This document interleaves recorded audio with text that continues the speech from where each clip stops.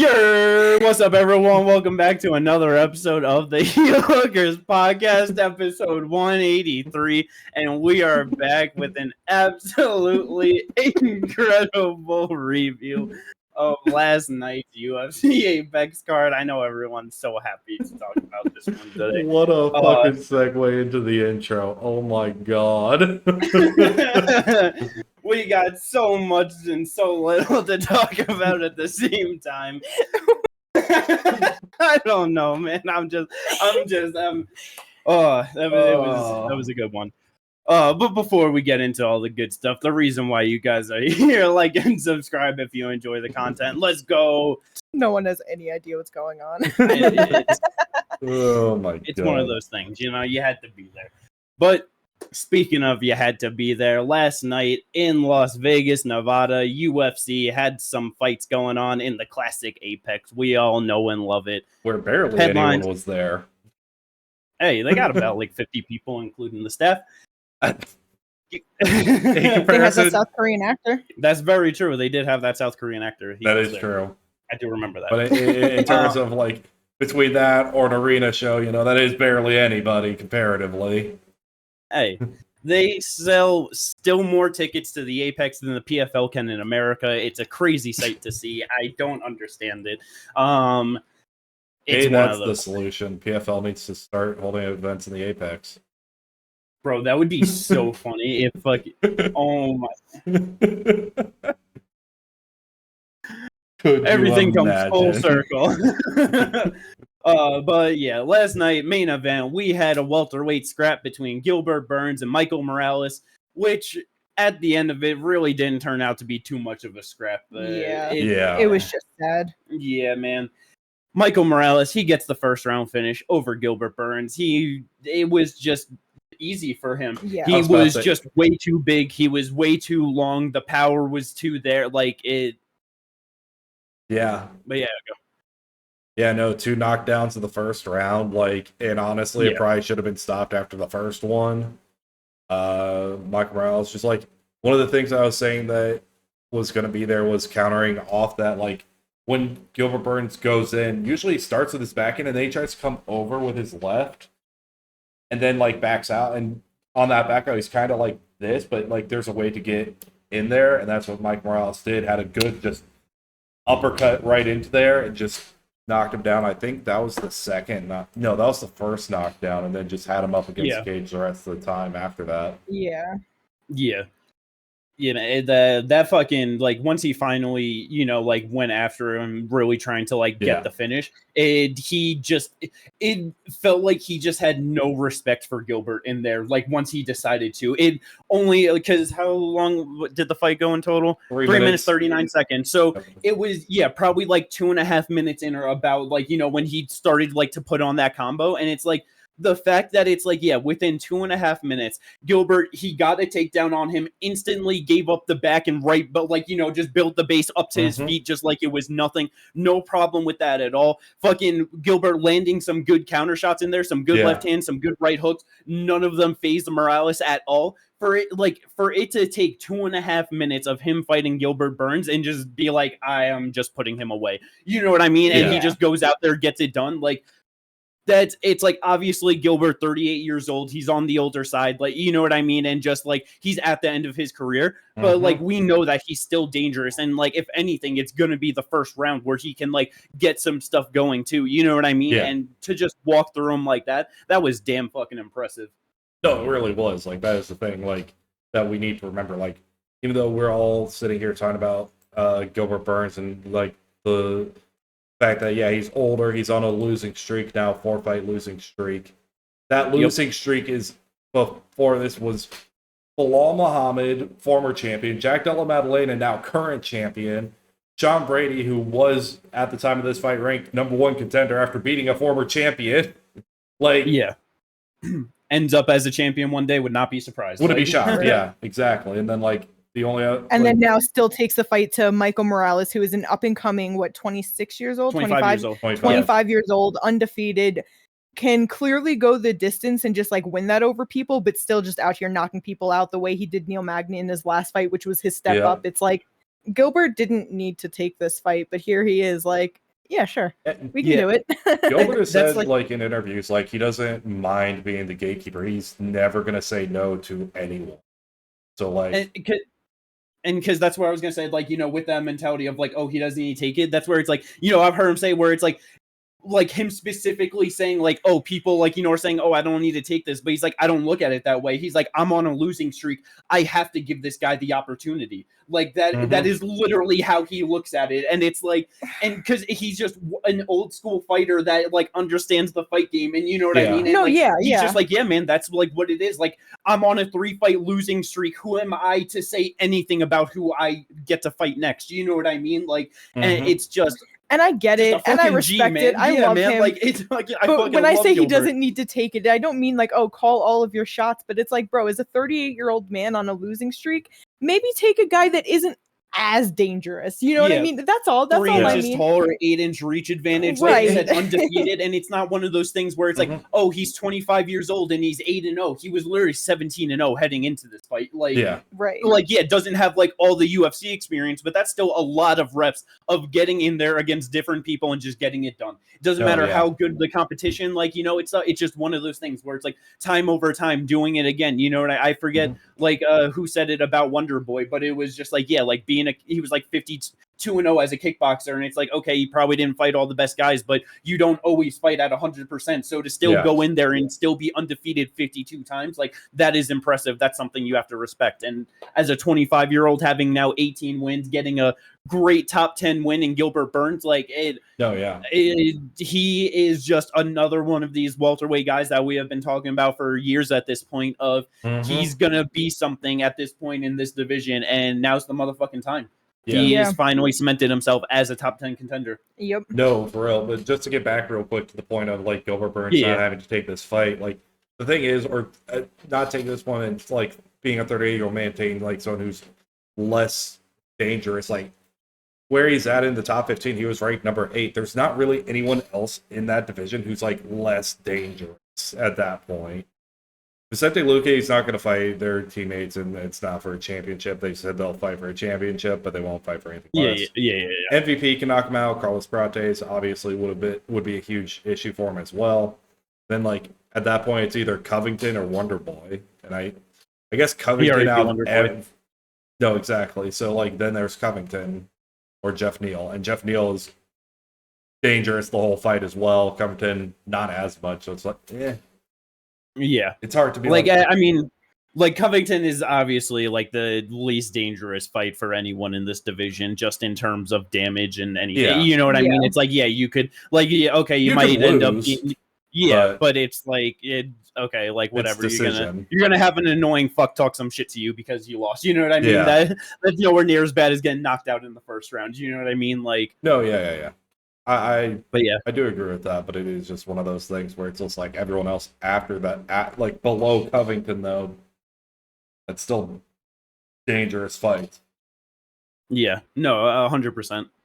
Because with Michael Morales, obviously, just, like you said, Gilbert ranked number 8 heading into this one, gets that first round knockout, undefeated overall, and in the UFC, what's that, 7-0 in the UFC now, or 6-0? 6-0. Okay, so it's I know Ginger, you said it, like, after like the fight with the fight companion of just like who like to fight next, and that you think that Leon Edwards would be a good one. I really feel like that would be a fun stylistic matchup too. Leon just like a good counter striker, where Morales is going to be the more offensive aggressive striker, you know what I mean? That would just be really interesting and just like it's one of those things where welterweights all over the place of like all these people that need fights and deserve fights, you know what I mean? So it's like, it might end up not being that way, since it's just kind of like he's the last one of all these guys to start getting into the top, you know what I mean? So like he might just have to like not get as big of a leap, but right. Because the only thing I question with Leon is he really going to take the fight? Like, I just wonder if he's really going to be down to be that guy that does keep fighting these guys that are up and coming. Like, I know he fought Sean Brady, but it's like after that, is he going to, be willing to like maybe take a Shavkat fight? So Shavkat has like that in between fight while whatever's going on, if he's not right up for the title shot when he comes back from an injury, or just somebody else, a fucking Buckley fight, a Michael Morales fight. Like, is he going to be willing to be that guy? I do question that. I feel like he's down to do it if he's fighting a striker. If he knows that he's signing a fight against someone that they're not going to shoot a takedown, and if he needs to, he can shoot on them and probably have that advantage, he will sign that fight. So even with that, I don't think he'll fight a Buckley. He's not going to fight a Shavkat. Yeah. You know what I mean? But he'll probably, like, even if he thinks Ian is probably going to shoot on him, I don't think he's going to be worried. He'll fight an Ian Gary, I think. He'll fight a Carlos Prates, I think. He'll fight a Michael Morales. You know, like, I have confidence that he would take those kind of fights. Okay. And the thing is, like, even if, like, he's not willing to, like be that guy, it's kind of one of those things at this point. Well, it's either you take the fights that we're giving you or you retire. Like, you know what I mean? Like, they're not the biggest fan of Leon to begin with. That has completely changed with the UFC since his championship run. Especially with 2024 of just like his willingness to fight anyone for UFC 300, like that, that did so much for him for that they're not gonna like dick him over like that. They're not gonna completely dick him up, but it's like one of those things where it's just like, if it's literally just like, no, I want to fight people who are like ahead of me right now. It's like, one, it just doesn't make sense. But two, like, it's one of those things where it's like that like goodwill can be deteriorated very fast if you are gonna be like, we see how Dana White just flips on a dime on certain fighters, so it just does not matter all that much. But it is one of those things where he is gonna have to fight people below him, and I do think like, I don't think he'd fight a Buckley, and I don't think he would fight a Shavkat, but I do think he would fight Michael Morales, Ian Gary, Carlos Prates, people who are strikers for the most part. They might be able to shoot, but they don't shoot that often. So it's just one of those things where he does still need to at least take one of these fights back to be able to then fight forward. Oh, yeah, 100%. And that's where it's like, I don't think that he's going to be like, oh, yeah, I need a fucking... But because that's the thing, it's just like, where is he currently sitting at right now in the ranking? Number 4. Yeah, like it's literally like he has like, obviously he's not going to get a title fight, and it's like, I don't think he's going to ask for a Shavkat fight, and he's literally on a 2-fight losing streak to Bilal and Sean Brady at number 1 and 2. Like, he's not asking for anyone in front of him. Like he's not, like, you know what I mean? So I don't think that that's going to be like too much of a problem to get him against, you know, like he might end up in a fight more against like a Wonderboy Thompson or something like that, because I know Wonderboy called for that. I don't know if the UFC will go for that, but it's like, that's the kind of favor I wouldn't be surprised if the UFC did, of like, okay, we'll give you a striker, but like after this, now you fight like a Michael Morales. You know what I mean? Yeah. I mean, that's entirely possible. It's just one of those things. So with even like the Wonderboy fight, because then like at that point, if Leon loses and Wonderboy wins, that just really throws. Oh yeah, I feel like he would probably retire. Weird stuff in there. Like if he lost, but yeah. But yeah, I think Leon would retire. But then like, let's go. Wonderboy now damn near top 5 again in the year of our Lord 2025. Like, holy shit. Yeah, but we don't gotta worry about that really.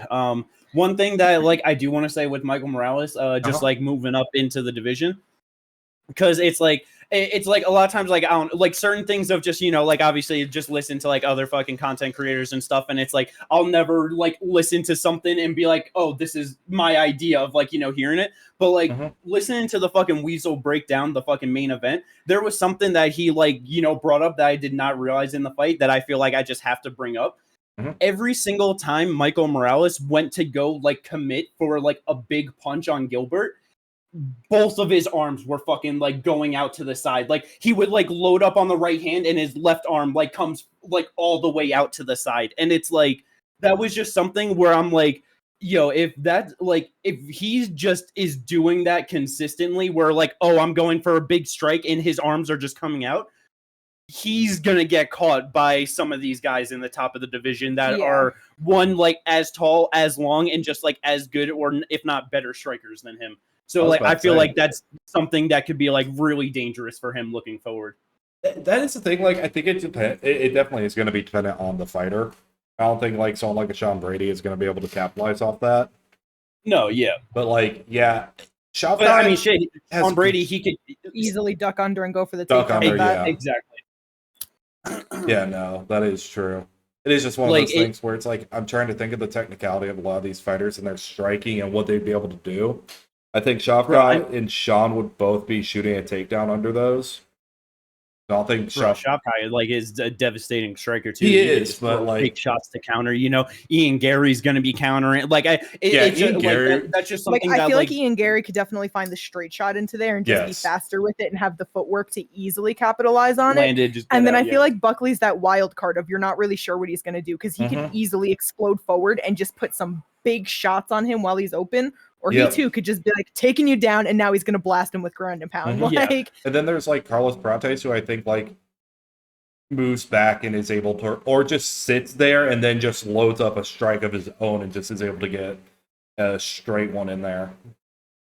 Yeah, so it's that. That's just something that I was damn, I did not notice that when they were fighting. Neither did I. I mean, and I was but yeah, there were 3 or 4 different spots where just literally just before he's throwing, just taking the screen, the still picture, and his arms are just both completely out to the sides. I'm that. I was that's so crazy, man. Yeah, that's insane. Yeah, it was.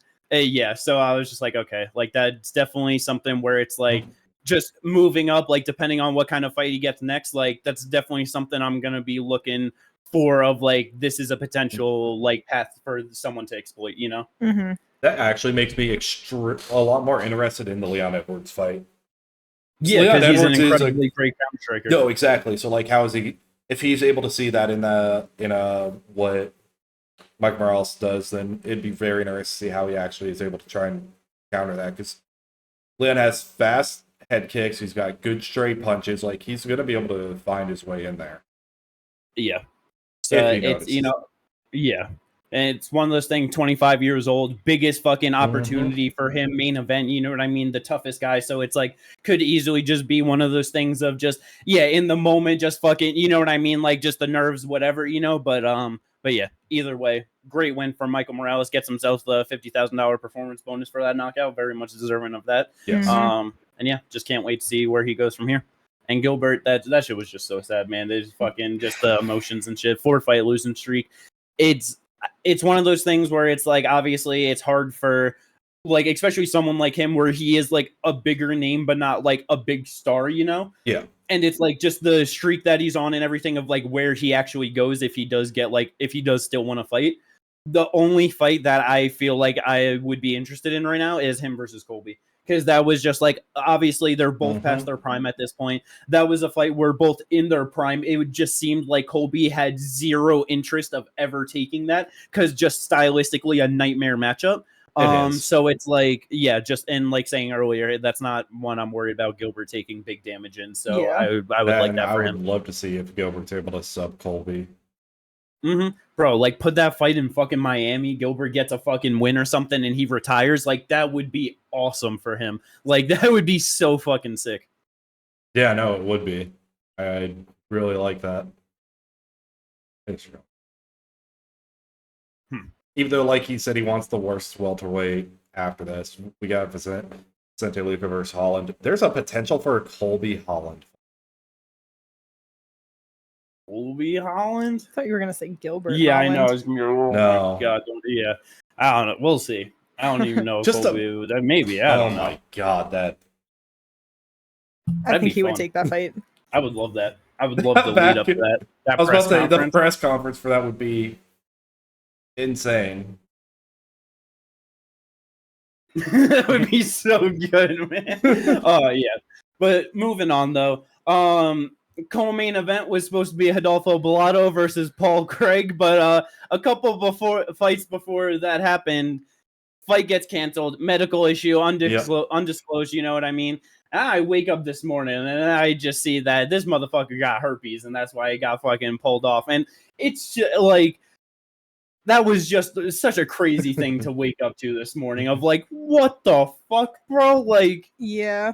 And so I tried to see if I could find anything, if there was more, because there's plenty of strains of herpes. Maybe it was a cold sore and not genital herpes, you know what I mean? But he just went where this news is posting from, they got it from his story. He literally posted on his story and was just sorry, I didn't think herpes would take me out of the fight. It's canceled.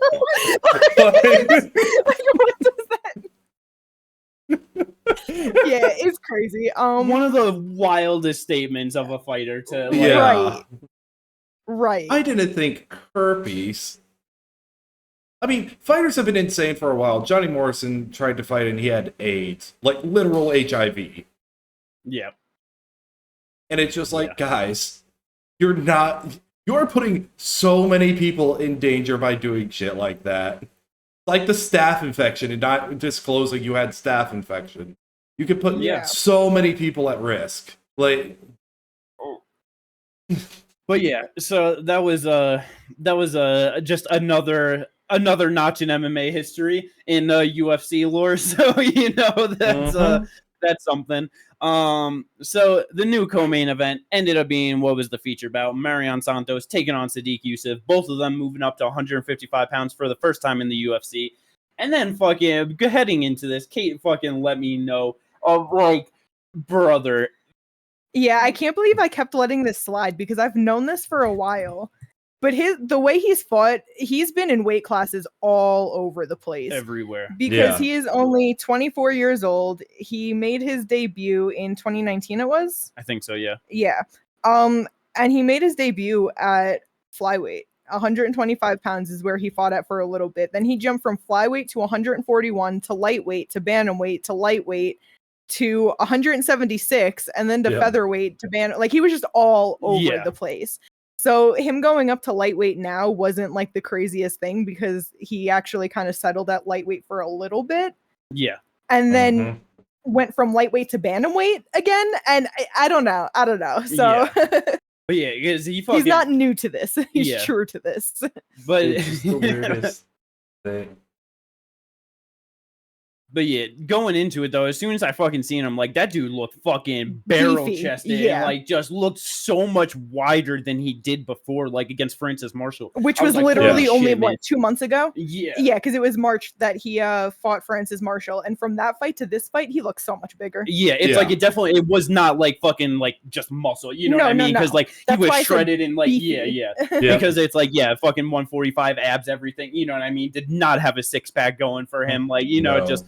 But yeah, I was just like, holy shit, man. And then I really was like, yo, Sodiq's going to go out there and fucking put it on him. Yeah. And Sodiq was very timid in this fight compared to just more normally. And then what I was just kind of expecting from him this one, I really thought that he was just going to come out with like a little bit of extra oomph to him of like 2-fight losing streak, really trying to put it on, you know what I mean? Like just get back, new weight class, all of that.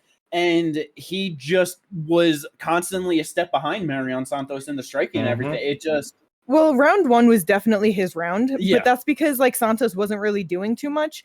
And to me, like with him being patient, I wonder if that had to do with two things. One, his first fight starting his losing streak, he gassed the fuck out in a 5-round fight because he put it on Barboza. And he didn't get Barboza out of there. And then he had nothing. And then he got knocked out by Diego, you know what I mean? And just so I wonder if those two things just had him a bit timid of like, I need to save my gas tank. I can't go running into a shot, whatever. Yeah. But the thing that got me the most was it looked like he was preserving his gas tank and he's still fucking gassed. He didn't do much. And it was like by like some point in round 2, I was like, yo, he looks tired. And by round 3, nothing. And I was just, that's what like really had me, because it's not like they were grappling crazy. Like, okay, they were clinching up a little bit, you know, they whatever, like they had 1:35 at most in the second round, but it wasn't like intense grappling to really tire you out. I'm just wondering if, I don't know if he put on too much weight or if at this weight class, if he just really doesn't have the same movement and cardio, because not that it was fantastic, but it wasn't this. No, because like he is just like a very explosive striker and stuff. So it's like, that's where it's like, one of those things where it could just be like how he strikes and stuff, where it's like with all this extra weight that it's like, like even if he isn't like doing a whole bunch, just still like all that fucking hard motions, you know what I mean? It's still just like too much over 15 minutes. But it just sucked to see, honestly. I really was just expecting Sodiq to just be the much better fighter. And like, he just didn't have it. Marion was landing like just really good kicks throughout it. Landed one good head kick that like got a cut open on him. Had him leaking from his nose. Like, just really was getting the damage and everything on Sodiq, and fucking Marion just looked clean afterwards, didn't have like anything roughed up on, you know what I mean? Just like a very easy win for him. And at 24 years old, like getting a win like that over Sodiq Yusuff, just very fucking solid, man. Yeah. Like we knew from the fucking tough finale of getting that knockout over Khan, hopefully, like, okay, this dude probably is going to be fucking something good, you know? And just like, obviously the Francis Marshall one was close, and it's like, I don't know, everyone seemed way more on the side of Francis Marshall in that one, even Marion Santos after that one, where I thought that he should have won it. I know. I thought that he won that fight, but whatever. Yeah, like it's one of those where it's like, okay, I just didn't understand it. But with a win like this, like, and I don't know what the fuck this motherfucker is going to be doing in terms of weight classes in the UFC. I know the UFC is definitely going to be like, yo, settle in a fucking lane, because that's what they like to do. But yeah, I'm definitely just excited to see what he can do in like the UFC. He's definitely good, but just sucked to see for our boy Sodiq. Yeah. Let's say next we're gonna hear is he's gonna be fighting like Vinicius Oliveira at bantamweight.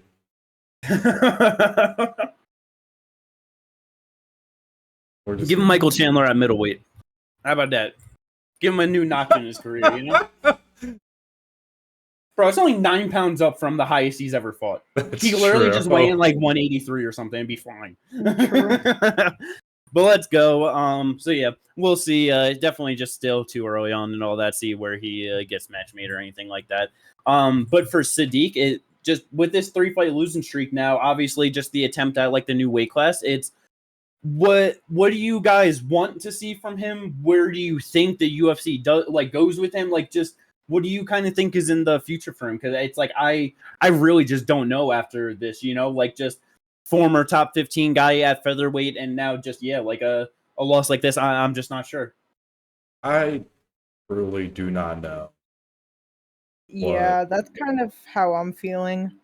I don't know if like, because it's crazy to say like, oh, take a step back when you just fought Marion Santos, and like obviously this is what happened. Yeah, but it could be one of those things where it's a loss that ages better than it sounds right now. Like, you know, he's a young guy. We don't really know much about him, but he could really prove himself to be like a real talent in whatever division he does settle in, where it's like you look back on it and it's like, damn, that's kind of rough, you know? Yeah.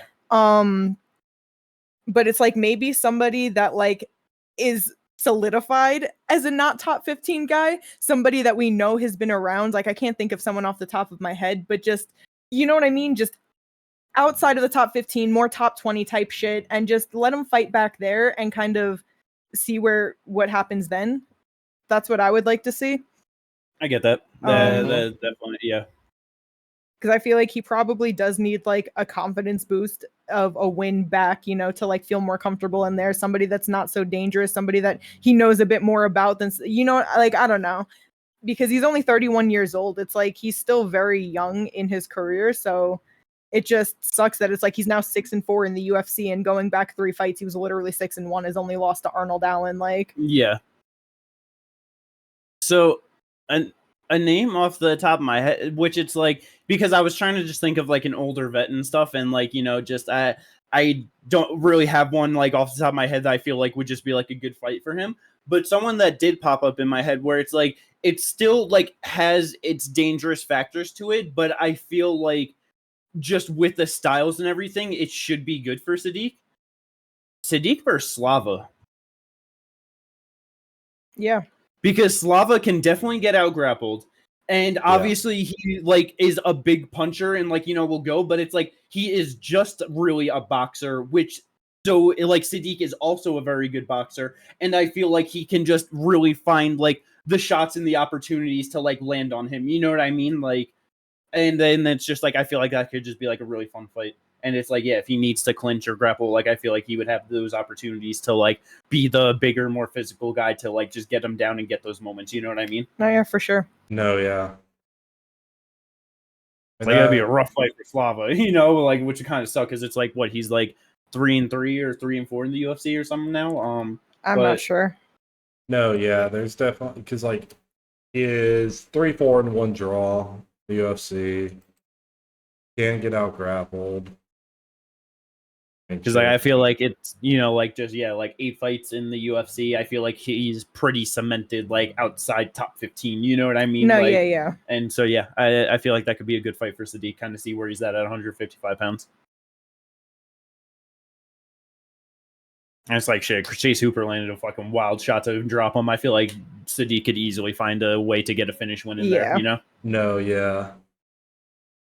I mean, Alexander Hernandez, you know? Yeah, something like that. That would definitely Hernandez be good too. Isn't a bad one either. Because also someone that it's like, has gone to 45 and 55, so he's not some big 55er, easily has his flaws. Like, that would be another good one. But yeah, we'll definitely see what Sodiq decides to do, where the UFC goes with him. But yeah, definitely want to see him end this losing streak and get back on track. Yeah, and I don't care that Santos just beat Sodiq. Let him cook. Don't push him too much. You know what I mean? Don't push him too far too quick. The thing is, we need to find out where his next fight's gonna be, like where he actually is playing to, lay claim to where he's mainly going to be fighting for, Yeah. We doing 145, we doing 155, We shall see. But next fight on the main card, Nursulton Ruziboev, Dustin Stoltzfus. I easily thought this was just like instant round 1 knockout for Nursulton. Yeah. Somehow these two motherfuckers actually put on a fucking fun fight and went to war for 3 rounds is kind of crazy to just see, honestly. But it was really just one of those things of like, you guys are just both very low level in this fucking middleweight division. I feel like a big factor of it, because I'm pretty sure it was the first round where it was the clash of heads that dropped the shit out of Nursulton, because it doesn't show which round he got dropped because it obviously wasn't counted. But I feel like it was the first round. I feel like that kind of changed things.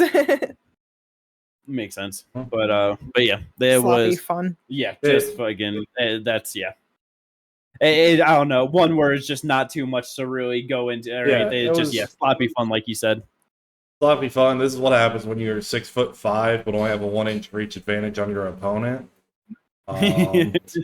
Like, Jesus Christ. But I mean, I kind of curse it, I guess, going into it, because I did notice that Dustin was almost perfect with his UFC record of he had 3 wins, 1 win by KO, 1 win by sub, 1 win by decision. And then he had 5 losses, 2 by KO, 2 by sub, 1 by decision. So I was like, Nursulton got to win this decision to make it perfect for him, and that's what ended up happening. So it is what it is, Damn, it would be kind of poetic if this is where Dustin got cut. Because it's also, he lost his first fight by decision, and then he got finished in between. He got subbed twice, and then he got knocked out twice, and then sandwiched on top with another decision loss. That'd be crazy if they did that. Oh, man. But, so we'll see what I want some more sloppy fun. Give me Nursulton versus Michelle Ozashuk. Sure. That'd be good. Let's go. Last fight on the main card, only a 4-fight main card because of the co-main pulling out. Melquizael Costa versus Julian Juicy J Erosa. We knew that this was going to be a good one, and it was a pretty goddamn good fight. Yeah, ends up getting fight of the night. Fight of the night. $50,000 bonus to both of them. Both of them for sure deserved it. The one thing, just one thing I was surprised about with this fight. I really thought Melky would go way more for the grappling, but he was just way more down to stand and bang with Juicy J than I really thought he was going to, honestly. Yeah. No, same. I wonder if it's because he has 14 submission wins and 0 submission losses, Juicy J. He's 35 years old. You know what I mean? That it's like that he's just like, at this point, bro's been knocked out 7 times. I'm standing and swinging with him. Like, well, not only that, but like most of Julian Erosa's submissions, Dars, guillotine, Dars. You know what I mean? So when you're someone who's snatching that shit up like that, makes it dissuades the takedowns a little bit. Not for sure. No, that was the one thing I was going to say is very back and forth through each fucking round with how it was going, like just with the way the striking was going. There would be points where I was like, oh shit, Costa, sir. Oh shit, Erosa, sir. Oh shit, Costa. Oh shit. Yeah. No, yeah. Definitely just a whole lot of fun. Melky just fucking 3 wins in 85 days this year, man. Absolutely incredible. He is fucking cooking. I don't know, expect him on like another, like the first fucking Apex card of July or something, or whenever the next because there's none in June and July, right? So yeah, then there's it's like none in June, July. So the first one in August, yeah, something like that. But I feel like this motherfucker's just trying to cook this year, and I'm for sure down for it. I saw someone say that he should fight Pat Sabatini next, and I'm not mad at that fight. I'd be pretty interested in that. That would be good, honestly. Damn, you know what I just realized? Is that both of his losses in the UFC, because he's 5-2 in the UFC, are both at lightweight. So he's 5-0 at featherweight. Yeah. Because I didn't realize that. It was Thiago Moises and Steve Garcia at 155 for whatever reason. So I know Steve is a 145er, so that's where, but it was up at 155. Hell yeah. So the fucking 5-fight win streak at featherweight, that's definitely got to be up there with one of the longest in the division right now, I feel like. But yeah, he is cooking, doing the goddamn thing. Let's see where the UFC goes with him. That is all for the main card. We got the prelims. Kate, what do you want to get into on the prelims first, motherfucker? Bro, the prelims were actually really good. Yes, prelims were cooking. I have to bring up Denise Gomes. My girl. She did it for me. It's the reason why I won Tapology is because I put her second round knockout, and it was beautiful because Jimmy put first round. She hurt Elise so bad. Yes. She landed a right hand that just immediately, you saw the bruising, the swelling. Elise Reed's eye was fucked. Yes. And then she took her down and just laid on her for literally the next 4 minutes as I'm like, yes, make it to the second round. And then the second round comes out and 30 seconds is all it took. Left hook, ground and pound. She was done. She was out of there, knocked her out. It was awesome. She knocked her down twice in the second round. Yeah, in the matter of those 30 seconds. And it was beautiful. I'm sure other people watching that weren't in competition with their brother were like, bro, why are you just laying on top? And that's how Jimmy feels. Like, why were you just laying on top? But I was rooting for it the whole time. It's like, brother, like you said, 4 minutes. Like, is that what she actually had 4 minutes of control time? I will tell you right now, she had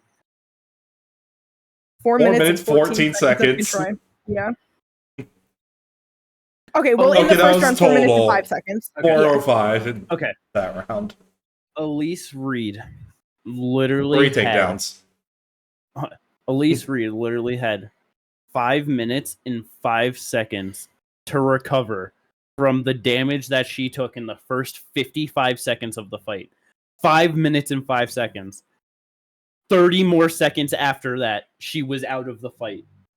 Why in the fuck did you grapple her? One more fucking punch. And I get it. I know I'm just salty over Tapology. I don't really, it's just that I'm salty because I'm so happy for Denise that she got it. It's awesome. But here's the thing. I wanted her to win. But I'm sorry, go.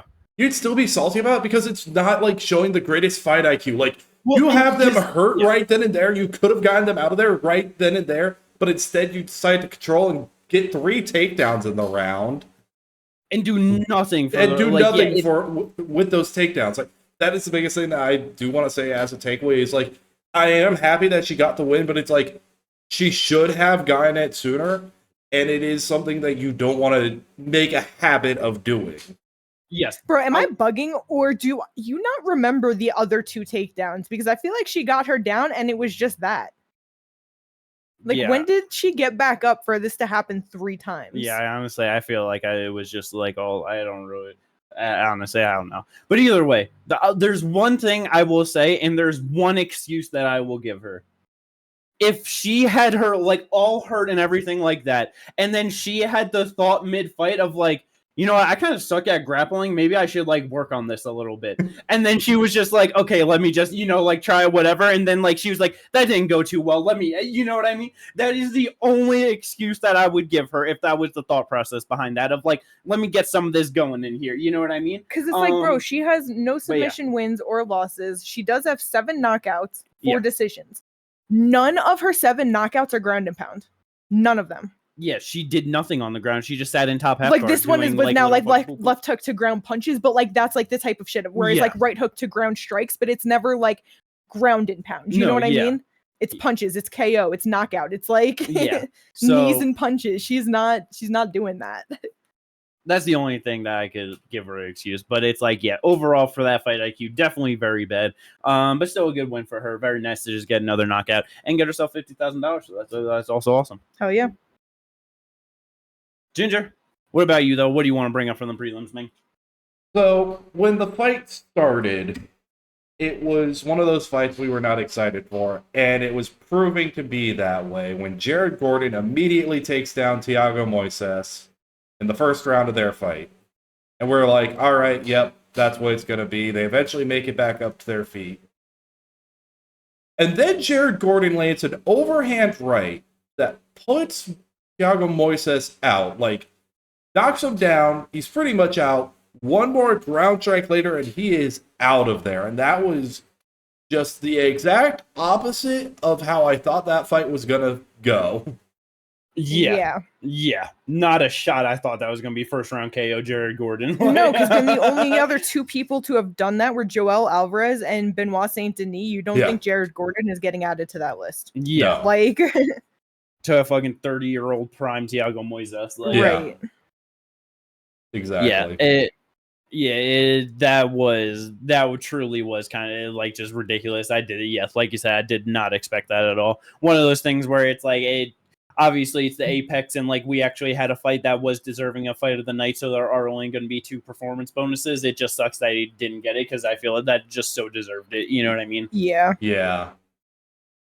But it's like, hard to just argue with Denise and fucking Michael Morales getting it too. No, exactly. So one of those things where it's like you never want to take it away from another fighter. You just want more fighters to get it. Yes. Mm-hmm. But yeah. For me, I feel like just the biggest thing bring up Hyun Park, 125-pound prospect, 10-0 now, gets a first-round rear naked choke over Carlos Hernandez, absolutely rolled through him like it was fucking nothing. He looks so much bigger and more physical in there. Like, it just, his just fucking demeanor and aura just when he was in there, like, it was just a walk in the park, you know what I didn't... It's just funny because you never... use that expression. I've never heard you say that shit, and the only time you say it is for Hyun Park. Yes. And then you want to be like, oh, I didn't realize the joke. I didn't realize the joke I was making. Oopsie. My brain is just so naturally geared towards comedic, stuff. So it's like it's one of those things. Well, that was barely a sentence. naturally geared towards comedic stuff. I'm sorry. Comedy. It was funny. But yeah. Did you get knocked out last night? Like, god damn. I was up till 4 a.m. I couldn't sleep. Same difference. It is what it is. But yeah, he is a very good fighter at 125 pounds. Just super easy win for him. Very excited to see what he can do. And just another fighter to remain undefeated in 2025. 3 fighters on this card that were undefeated going in, 3 fighters undefeated coming out. So and then, probably the best night of undefeated fighters so far in this year. Yeah, it's actually kind of catching them up a little bit because the overall record is now 17-22. Oh yeah, that's crazy. Exactly. 5 away. But from 50-50. I mentioned on the previous podcast, that Hernandez's opponents up to this fight, including this one, he has now fought 4 undefeated fighters in a row. It wasn't until I was looking at it when I was making my picks that I then pointed out to Jimmy and Katie when we were about to start the Fight Companion. They were not only just undefeated, there were 4 undefeated Asian fighters in a row. Yeah. And what are like the actual odds of that happening? I would love to. Like, 1, I feel like. Yeah, it has to be super low because it's just like an insanely like coincidental thing to happen. 4 fights in a row, you're fighting like the only 4 undefeated Asian fighters at 125 pounds in the UFC. And he fought them back to back. Like 2 of, or and because fucking obviously like he got the 1 win, to like get rid of the O, but it's like the other 2 have since lost their O, so it's just like crazy that it's like that specific timeline to get all of them before it, like it's just wild. Yeah, gotta love little MMA facts like that, Yeah. Let's go. Other than that, not too much. I mean, Tisha Pennington, honestly, with a pretty nice win. It was more exciting of a fight than I thought it was going to be. Still went to a decision like I thought, but looked real nice. No, yeah. But let's go. That is all the good stuff for this UFC Apex card. Whoa. Tapology, absolutely terrible. As mentioned, I won. Horrible. As mentioned again. Fuck Denise Gomes. It's all because of her. She ruined my streak. Your streak? Yeah, I think I had one in a row, right? Where I actually got robbed. Huh? I said where I got robbed. No. Wait, streak? I don't remember. I thought I won the last one. I don't know. No, me and Katie tied last time. It was 3-15. Oh, yeah. Ah, shit. Well, yeah, so I won last week and I won this week. I'm on a streak. You want a Sandhagen versus Figueiredo? Yeah, that's the one that I got robbed on because Sandhagen was ruled the TKO. That's what it is. Yeah. So see, you both robbed each other. It's now you're even. I didn't get robbed. Denise did that. That wasn't a bad call from the ref. That was a bad call from Denise Gomes herself. Help me, I need this on Tapology. You're the only one that will answer me, and that you're the only one that in their fight could purposefully win by second round knockout instead of first. You're so dumb. But Ginger came in third, so I guess that's all that truly matters. Let's go. Hooray! I still have more wins than you this year, so I'm number one though. Who's got more third places? I got the most wins, and I didn't do my picks like 3 different times. I still got a better pick percentage. Let's go. Than me? Yeah, overall pick percentage. Oh. Let's go. And then for the draft, I only had one fighter. It was Michael Morales. I got the win. Hooray. So that officially means Ginger is in third place on the draft because he has the worst ratio. We are tied for the most, for the second amount of wins, but hey. That's all that matters. Yep, because that improved you to 10-4. Ginger is 10-5. Were you 12-2? Yep. Fucking piece of shit.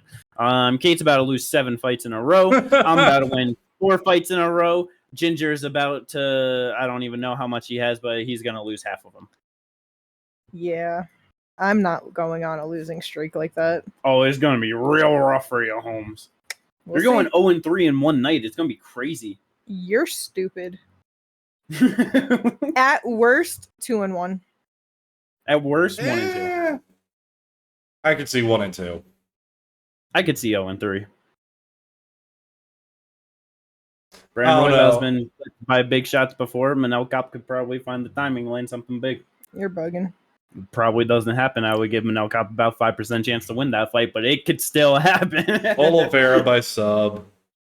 No. Manel Cop by KO TKO. That'd be crazy. Benny by a split decision that probably should have gone to Moicano. Second round knockout for Ben Bobby. And then the others we'll see. But let's go. Draft is cooking. Very nice. I need more fights though. Yeah.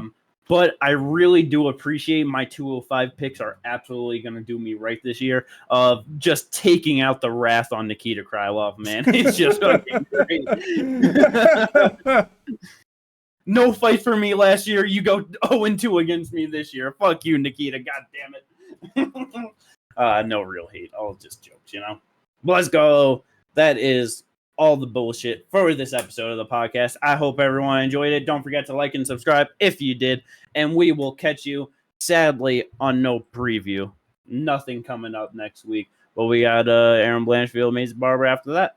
And we'll have some fight news coming out. Yep. So we'll have that. So look out for that. Yeah, let's go. Peace out, everyone. Yeah.